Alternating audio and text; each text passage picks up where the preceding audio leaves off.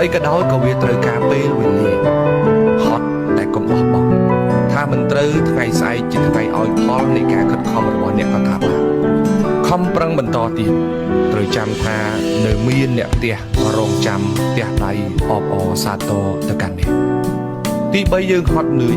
តែយើងមានឱកាសបំពេញក្តីស្រមៃខ្លួនឯង